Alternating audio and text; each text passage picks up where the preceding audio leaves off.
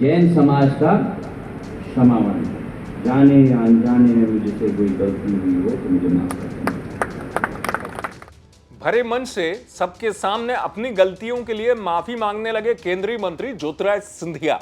शुरुआत में कुछ हिस्सा आपने देखा वीडियो का जिसमें ज्योतिरादित्य सिंधिया माफी मांगने की बात कर रहे हैं। कहां की और क्यों की, किस संदर्भ में की, ये मैं आपको बताऊंगा। मंच शिवपुरी का था। शिवपुरी में अलग अलग समाजों के कार्यक्रमों में सहभागिता करने पहुंचे थे केंद्रीय मंत्री ज्योतिरादित्य सिंधिया। तो वैश्य और जैन समाज का यह कार्यक्रम था जहां पर मंच से ज्योतिरादित्य सिंधिया ने कहा कि जाने अनजाने मुझसे जो भी गलती हुई उसके लिए क्षमा करें। और उन्होंने जैन समाज को लेकर भी कहा कि जैन समाज में क्षमा का महत्व बहुत है। जैसा कि आपको पता ही, जैन समाज में क्षमा मांगी जाती है कि यदि कोई काम अनजाने में, जाने अनजाने में हुए उसके लिए समाज के लोग क्षमा मांगते हो। क्षमा को सबसे बड़ा आभूषण भी माना जाता है जैन समाज में। लेकिन चूंकि ज्योतिरादित्य सिंधिया ने मंच से किस तरीके से माफी मांगी और वो माफी मांगने का अंदाज क्या था, एक बार फिर से देख लीजिए। मैंने सीखा है जीवन में कि कभी दूसरे की तरफ उंगली मत लगाओ। क्यों क्यों कोई मुझे बताएगा? लगाएंगे और क्या बात है, 4 उंगलियां। आपका क्या नाम है? कविता जय जी से सीखो आप लोग। जय जिनेंद्र, जियो और जीने दो। एक उंगली आप ऐसे करोगे तो 3 उंगली।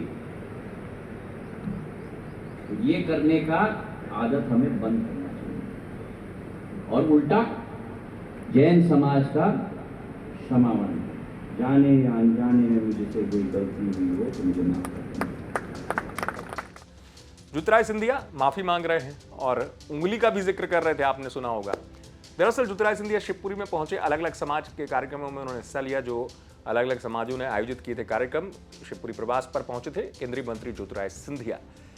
इस पूरी माफी को भी उनके जमीनी अंदाज से जोड़ के देखा जा रहा है कि ज्योतिरादित्य सिंधिया का इन दिनों जो जमीनी अंदाज नजर आ रहा है, जिसमें लोगों से उनके जुड़ने का जो तरीका है, उसमें वो जमीनी स्तर पर लोगों से संवाद स्थापित करते हैं। इसी तौर पर भी देखा जा रहा है। इसी क्षेत्र में ज्योतिरादित्य सिंधिया को हार भी मिली थी। तो उस हार के बाद कभी भी ज्योतिरादित्य सिंधिया जो हैं, उन्होंने इस बात को लेकर भी कहा कि मेरा संबंध आप लोगों से राजनीतिक है नहीं, मैं दिल से जुड़ा हुआ हूं आपसे। यानी कि ज्योतिरादित्य सिंधिया अभी भी जनता के बीच में ये संदेश दे रहे हैं कि उनके जो संबंध है वो किसी राजनीति या सियासत की वजह से नहीं है। हार यानी जय पराजय चलती रहती है, लेकिन उनका तारतम्य लोगों से वैसा ही है। एक बार फिर इसी जमीनी अंदाज की चर्चा हो रही है। शिवपुरी से आप तक एक और पहुंचा है हमारे संवाददाता प्रमोद भार्गव ने। आप देखते रहे एमपी तक।